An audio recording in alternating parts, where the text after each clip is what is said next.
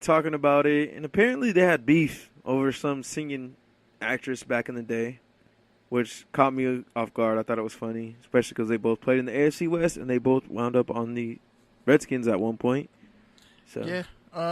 Larry Johnson went to the Redskins. Portis was traded from the Broncos to the Redskins, and then Larry Johnson came on later. But Larry Johnson was actually a first-round pick. Portis was a second-round pick. And, yeah, Portis had the better career, but Johnson, low-key, had a better individual season. the main point they wanted to share in this PSA was that mental illness and mental health is real, and it's something that you have to take control of outside of just the usual CTE, concussions, outside of just, raising awareness of, I have this disability, like the NBA kind of went through with DeRozan and Kevin Love and guys like that, coming out and saying, hey, I'm dealing with this. It's more of just like, hey, you need to get your mind right regardless of what issues you have, regardless of what's going on. You need to be clear and level-headed. You need to, think clearly. So do you got to take your tangent on that? Any of that? There's a lot there, but yeah. So there's the point what you said about the NBA. Royce White, he came out on HBO Sports and pretty much was like, I've been talking about depression amongst NBA players forever because apparently he has really bad anxiety. He can't literally travel, get on planes, and all that stuff. And he was a first round pick for Houston, never panned out. And he pretty much was like, I was on that wave talking about depression before Kevin Love and DeMar DeRozan. It's cool for them to talk about that now. But anyway, back to my point. Yeah, it's okay. Say the first part of what you said. About the beef or mental illness or what? Okay, there we go. That's where my point was. Mental health. It's funny because when I look back and I think Clint Portis used to talk about how him and certain Redskin players, I think Santana Moss, they would drink before games. Larry Johnson became a DJ afterwards, and he was partying and all that stuff. And it's weird because you realize, all that stuff that comes with fame and being an athlete, or even just, vices that you use to kind of be in the moment, you're really not actually addressing the problems or things that's wrong with you subconsciously. So when it comes to situations with NFL players, now even down to high school, man, because college, high school, depression hits everybody. And I think when it comes to these athletes, by the time they get to the pros, they have this hardwired mentality that they're not allowed to actually show any type of vulnerability, from an intangible standpoint. They can't be open about their feelings or anything like that. That's an issue that I don't know if it's ever going to be fixed as long as football exists. It's kind of it's a double-edged sword. Because I know, me, one of the reasons I got into playing football, I wanted to play, but mostly I went through a horrible situation, meeting my biological father, and I had a lot of anger. I had a lot of misplaced anger, and I never got therapy for it. I said, I want to play football, and literally, I would lift angry. I think I went deaf in my ear. Touchdowns and Tangents Radio, give us your name and your location. Hey guys, it's Daiki Sato. What's I'm good, Daiki? Hey, Thanks for having me. How's it going, man? Pretty good, not bad. How about you guys? Good. For those of you who don't know, Daiki is our resident Chargers fan, writer for various places, and NFL ticker operator, NFL Network ticker operator, and a friend of the show. So we're happy to have him on. Yeah, I'm happy to be on. Thanks for bringing me back. Yeah, man. So let me ask you this: KV, we'll get back to your story a little bit later, but let's move to some Chargers talk. Yeah. KV, Off depression. So, man, when we last talked, we talked a lot about Antonio Gates, and you were kind of ready to move on, ready to move into the Henry era. That is postponed. So, let me ask you this. Do you want to see Antonio Gates back with the Chargers? I do. I do for a few reasons. One, he already knows the offense, so there's no learning curve. Two, he's a veteran presence in the locker room. It doesn't hurt. But obviously he has a limited skill set now at his advanced age, right? So still a good red zone target. That just means we're leaning towards the receivers more than just the tight end. Before it was, Antonio Gates and, Phillip Rivers. Of course, he has this connection with, Keenan Allen and stuff, but we all know Antonio Gates and Phillip Rivers have a special connection, Do you think they should go after Gronk? Because I've been hearing those rumors, man. Would you want Gronk? You think he's worth the price? Not at all. I'm not giving up a first-round pick. I don't think he's a missing ingredient. For me, if I'm gonna spend any sort of money or like any pick, I'm gonna trade for Earl Thomas. Yeah. I'm trading for Earl Thomas over Gronkowski. That would be horrifying for with every all other those team. safeties. That's actually really good.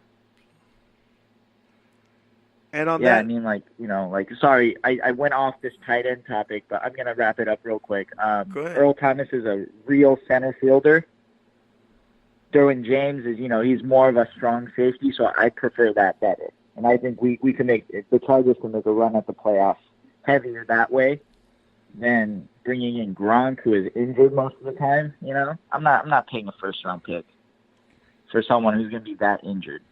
Yes, especially the only reason why I would is because tight end is really their only weak position. Like they really have no other roster holes. Like Chargers are stacked. They are stacked. I mean, we can make an argument about the offensive line. I'm still not sold on the offensive line. I think it's better, but it's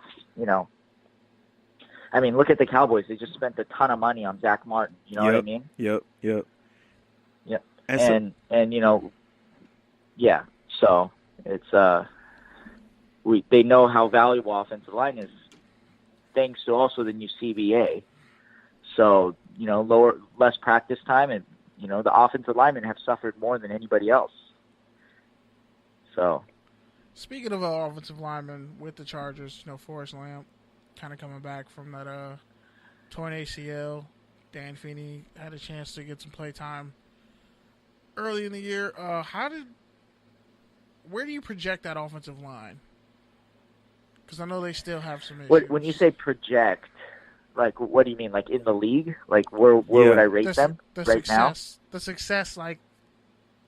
success of that line holding up to protect Phillip Rivers and actually clear some running lanes open for Melvin Gordon. Oh, man. You're putting me on the spot right now. That's what I do. As much as, I'm a fan, like, I want to be realistic here. I'm not going to give a biased opinion. Like, this is... I think they're still going to be, like, either average at best. I mean, like, who are we kidding? Like, Joe Barksdale, if it's not the penalty, giving up the pass rush, he's hurt. Yes, I've done my job. Dan Feeney, coming into his second year? Like, he barely played? Okay, whatever. Forrest Lamp, you don't know what you're going to get out of him. Okay. Mike... Which one? I think it was Mike Pouncey, right? They just signed, I believe. Yeah. This season. Okay, so he stabilizes the O-line, but guess what? He's hurt 90% of the time. His hip. Russell Okung, he's a good left tackle when he's available, but that's the big if right there. So is this the ice tub? So we have two unproven young offensive linemen and three often injured offensive linemen. So, to me, on paper right now, it doesn't look promising. Yeah, so I know you already touched on the ISO line, but some bright news out of minicamp is Jason Verrett is supposedly at 100%. That's that knee injury. And supposedly Mike Williams is also impressing. So, just what do you think? Like, which of those two players, which one are you more excited for, and which one do you think will have the better comeback season? That's tough because, Jason Verrett would be the number 2 corner. Yeah. Versus Mike Williams would be like the number 4 receiver. Yep. So it's kind of relative, right? When you say which one's going to have a better comeback season. Yeah. So, I mean, like, if Mike Williams had, let's say 40 receptions, 500 yards, and like 5 touchdowns, is that considered a good comeback season?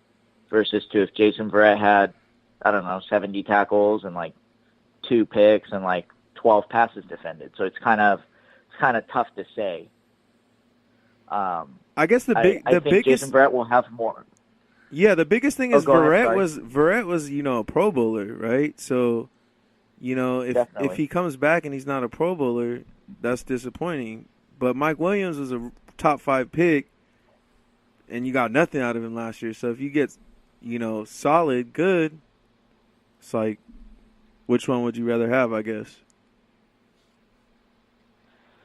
Yeah, so that's also another thing to look at. That's a really great point that you make. It's like it's just so hard to project in that way. It's like, yeah, Mike Williams, like he was a top 5 pick, but do the Chargers need him to produce right away? Yeah. No, yeah. They don't. Like the Jets and Sam Darnold, they don't need him to produce right away. Yeah. Jason Verrett, on the other hand, contract year, coming off an injury where he only played I think 5 games in 2 years, something like that, something ridiculous like that. Yeah. Jason Verrett is more on the hot seat than anybody else. He is not only trying to show everybody that he is healthy to produce at a high level, and also trying to say, hey, Chargers, give me another chance. I promise I can stay healthy and be a Charger for as long as, for the second contract. So, those two players are definitely in a different position right now, just from a GM standpoint, from a fan perspective standpoint, and like a team reliability standpoint. You know what I mean? Yeah, exactly. So it's really hard to say which one, because they're both injury prone, but they're in drastically different positions. Yeah, that's a good point. But if I had to make a guess, I would say Jason Verrett is going to have a bigger impact just because he'll be the number 2, and there's not going to be a lot of competition for number 2. If Jason Verrett could come back to form, like even 80% of his form is still good. Yeah. Whereas Mike Williams would have to look out of this world to impress anybody because the depth. But as far as Mike Williams, I know they have I think Tyrell Williams too, and you have Keenan Allen. Yeah. For a guy, Keenan Allen, who's really only had 1 or 2 healthy years, anything that Mike Williams would give essentially would help bolster that. But how do you feel maybe the production, or let's say the breaking out of a Mike Williams, might actually hurt Keenan Allen in terms of, let's say, contract extensions and just his future going forward? I really don't think Mike Williams makes any sort of impact on that end of Keenan Allen, because they both do drastically different things. Like Keenan Allen can always play slot, and you already know like the value of slot receivers now. Like everybody wants the Wes Welker, the Julian Edelman, but Keenan Allen's a better route runner than both of them. Taller, bigger. So, I don't want to say faster. They're about the same speed. But, whereas Mike Williams is just your 50-50 guy. He's Des Bryant. He's your Des Bryant. So they don't do the same thing. But as far as... I would say it's hard to say. Yeah, because it's interesting because if you think about it, they want to give Melvin Gordon more catches, and Phillip Rivers likes to spread the ball around. let's say Allen gets hurt again,